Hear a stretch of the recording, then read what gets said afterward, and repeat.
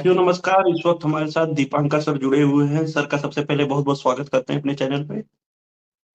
बहुत-बहुत धन्यवाद सर, आपके और आपके चैनल को, आपके दर्शकों को कि जो आपने हमें चैनल पे बुलाया। धन्यवाद सर। जी।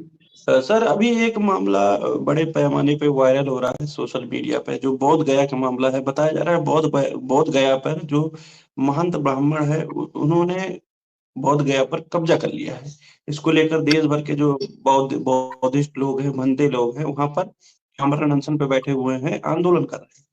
तो किस तरह देखते हैं कि कहा जाता है कि जो भी धर्म स्थल होते हैं, चाहे जो देख लीजिए हिंदू धर्म स्थलों पर हिंदू जो पुजारी होते हैं वो उसका देखभाल करते हैं। अगर ऐसे ही जैन धर्मों को देख लिया जाए, जैन धर्मों पर, ऐसे ही इस्लाम का देख लिया जाए तो उनके धर्म गुरु उस पे करते हैं। लेकिन बौद्धिस्टों के प्लेस पर महंत का कब्जा होना कितना बड़ा ये दर्शाता है कि तानाशाही।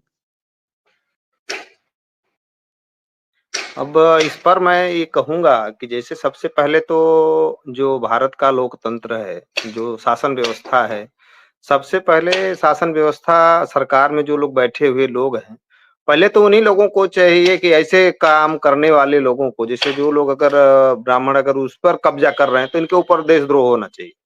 इनके ऊपर मुकदमा होना चाहिए कि जैसे आप मान लीजिए हिंदू धर्म का जो भी अगर मंदिर है, क्या उस पर अन्य लोग आते हैं क्या? तो अगर वो लोग ऐसी जगहों पर नहीं आ रहे हैं, तो इन लोगों को ब्राह्मणों को उस पर नहीं जाना चाहिए। ये सबसे बहुत गलत चीज़ है। और अगर ऐसा हो रहा है तो जैसे पूरे ऑल इंडिया का में जो भी बौद्धिस्ट हैं, बौद्ध धर्म को चलाने वाले लोग हैं, बौद्ध धर्म को मानने वाले लोग हैं, यहाँ तक देखा है हमने कि इर्द-गिर्द के में लोग हैं जो विश्व बौद्ध संघ के नाम से लोग चला रहे हैं। तो अगर विश्व बौद्ध संघ के नाम से लोग चला रहे हैं, तो सारे बौद्धिस्टों को एक साथ जो है कि महाबोधि पर पहुँचना चाहिए और वहाँ उससे मुक्त करने के लिए ये काम करना चाहिए। लेकिन बहुत दुर्भाग्य है सर, मैंने एक चीज़ देखा यहाँ पर कुशीनगर जो देवरिया है, वहाँ पर भी कुछ ऐसे ब्राह्मण हैं, जो वहाँ पर फिराक में लगे हैं कि यहाँ भी कब्जा किया जाए। तो वहाँ होता क्या है कि कुछ लोग जो राजनैतिक पॉलिटिकल जो लोग इस समय बन रहे हैं, वो लोग तो मानते तो हैं बुद्ध को, बौद्ध धर्म को मानते हैं, लेकिन उस पर वो लोग कहीं न कहीं वो स्ट्रैटेजी को लोग सेट कर रहे हैं कि यानी सभी लोग समान हैं।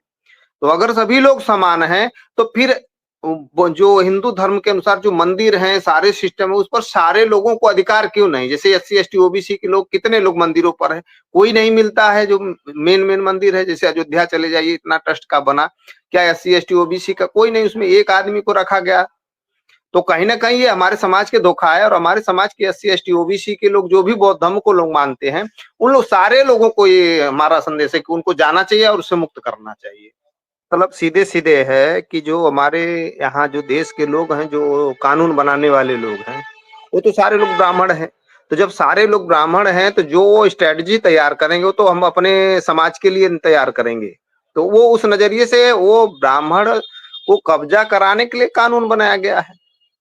अगर ये कानून अगर वहाँ के लिए बन रहा है, तो वो सारे सिस्टम में हर जगहों पे सबके लिए बनना चाहिए, एससी, एसटी, ओबीसी सारे लोग उसमें भागीदार हो। ऐसा कानून होना चाहिए और ऐसे करने वालों को वो तो सीधे-सीधे भई अब तो पूरे कहा कि जब संसद आवारा हो जाए तो जनता के लोगों को उतरना चाहिए रोड पर, लेकिन हमारे समाज के बड़ा दुर्भाग्य है कि लोग उतरना नहीं चाहते हैं। देखते हैं सभी लोगों को दुःख भी होता है, लेकिन वो कार्य करने के लिए तैयार नहीं है सर। बहुत दुःख की बात है। बहुत सारे वहां से वीडियो आ रहे हैं जिसमें बताया जा रहा है, बहुत सारे लोग आरोप भी लगा रहे हैं कि जो वहां आंदोलित है कि उनको धमकियां दी जा रही है, उनको जान से मारने तक की धमकियां दी जा रही है। क्या कहेंगे? अरे भाई अब धमकियां तो वही लोग देते हैं ना जो गुंडे टाइप के होते लोग हैं। अब जो धर्म के नाम पर जो लोग अपने धर्म को बचाने के लिए काम कर रहे हैं, अगर उन लोगों से मुक्त कराने का इसका मतलब कि जो लोग वहां कब्जा किए हैं वो गुंडे हैं। अगर गुंडे हैं, अगर ऐसी धमकियां दे रहे हैं तो वहां शासन प्रशासन जो है क्या चुप मार कर क्या कर रहा है? शासन प्रशासन को वहां खड़ा होना चाहिए और उनको न्याय देना चाहिए।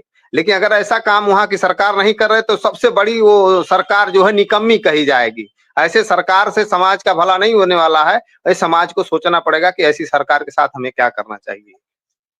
आपने अभी जिक्र किया था सर, आपने जो बात कही कि एक तो हिंदू जो जितने भी मंदिर हैं उसकी जो मलाई खाने की बात आती है तो खा रहे हैं, लेकिन बौद्धिस्ट प्लेसों पर जिस तरह वो कब्जे की बात की जा रही है कि कब्जा करके बैठे हैं, तो क्या कहेंगे सर?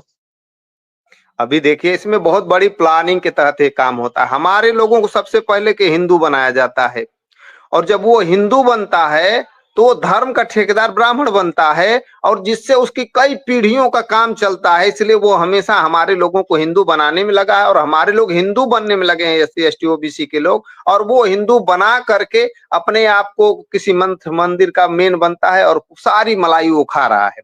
आप सुप्रीम कोर्ट, हाई कोर्ट में चले जाइए, देख लीजिए वहां पर कितने लोग एससी एसटी ओबीसी के लोग हैं। यहाँ तक मैं देखता हूँ गांव देहात में लोग हैं ना, छोटी छोटी नौकरियां जो करते हैं, चाहे अहिर कुर्मी लोहार कुआर धोबी पासी चमार खट्टी जो भी लोग हैं, ये छोटी नौकरियों में हैं। अच्छा, छोटी नौकरियों में है, इनको लगता है कि हमने सारी दुनिया देख लिया। अरे अभी आप मंत्रिमंडल वाले में चल जाए, केंद्रीय सचिवालय में चल जाए, वहां पर देखिए एससी एसटी ओबीसी के लोग कितने लोग हैं, वहां गिनती को लोग मिलते हैं। हाई कोर्ट सुप्रीम कोर्ट में जजमेंट वाला सीधे सीधे सारे ब्राह्मण ही हैं, वो भी जन्म जन्मांतर से कई पीढ़ियों से, वो उसके लिए कोई आंदोलन नहीं चल रहा है। और हमारे समाज का अधिकार सब उनके द्वारा खत्म किया जा रहा है, लेकिन फिर भी हमारे लोगों, तो वो तो अपने कई पीढ़ियों को बनाने के लिए ब्राह्मण अपने व्यवस्था लगा है, हमारे लोग उसके खिलाफ नहीं जा रहे हैं। अगर जब नहीं जाएंगे तो आने वाले कल में इनको भुगतना पड़ेगा फिर।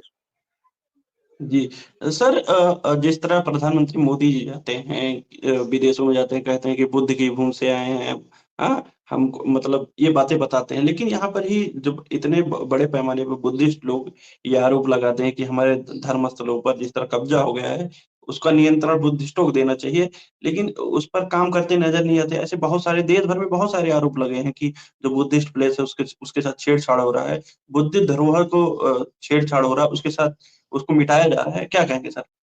अब इस पर जैसे आपने माननीय वामन मिश्राम साहब का भाषण सुनते होंगे आप, तो माननीय वामन मिश्राम साहब एक बात कहते हैं कि एक रखा हुआ होता है, एक जो है कि होता है, यानी जो एक शादी होती है तो वो पत्नी होती है, लेकिन एक रखैल होती है।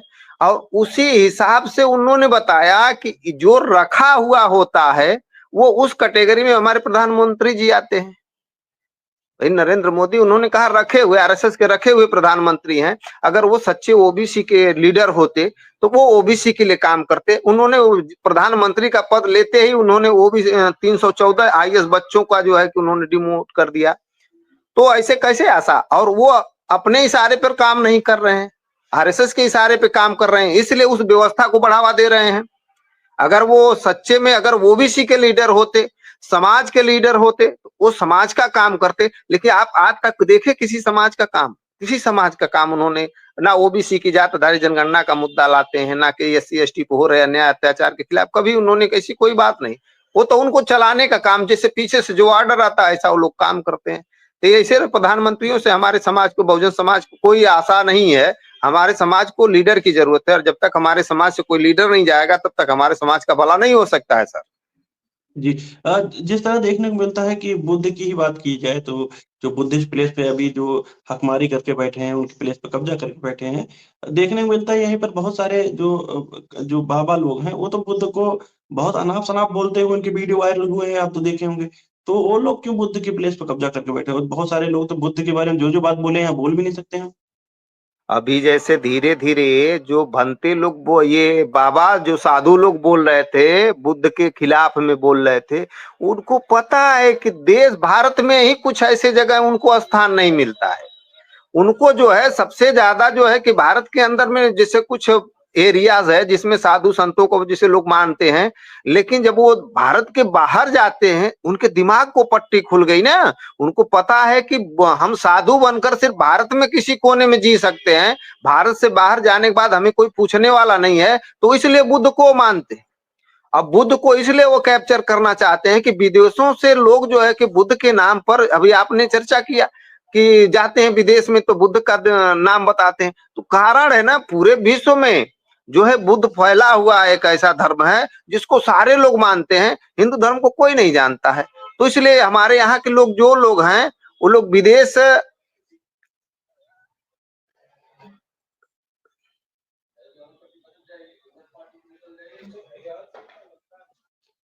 Hello, hello.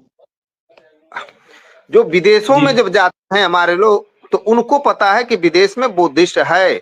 इसलिए प्रधानमंत्री जी भी जाते हैं तो कहते हैं कि हम भारत नहीं बुद्ध के देश से आए हैं। क्यों नहीं कह देते मैं श्री राम, जय श्री राम के देश से आया हूँ, राम के देश से आया हूँ? क्योंकि बाहर के राम को कोई जानता ही नहीं, सिर्फ बुद्ध को ही जानता है। जी। तो बहुत साथियों दुर्भाग्य है जी बहुत दुर्भाग्य है कि एक समय भारत विश्व गुरु हुआ करता था, और उसमें भी जैसे भारत में विदेश के लोग पढ़ने आते थे, वो बुद्ध की देन है। बुद्ध की विचारधारा, बुद्ध का ज्ञान, बुद्ध की शिक्षा से लेकर के आज जो है कि नालंदा, तक्षशिला, विक्रमशिला, उदंतपुरी नदियां, ऐसे 7 यूनिवर्सिटियां विश्व विख्यात हुआ करती थी। दुर्भाग्य है हमारे भारत का कि आज के हमारे लोग प्रधानमंत्री कहते हैं कि हम भारत को विश्व गुरु बनाएंगे। अरे तथागत बुद्ध की विचारधारा जब तक हमारे बहुजन समाज और पूरे देश के लोगों के अंदर समता, स्वतंत्रता, न्याय, बंधुता, आजादी से अगर नहीं आती है, क्या विश्व गुरु बन जाएंगे? क्या गायों जी को चारा खिलाने से विश्व गुरु बन जाएंगे?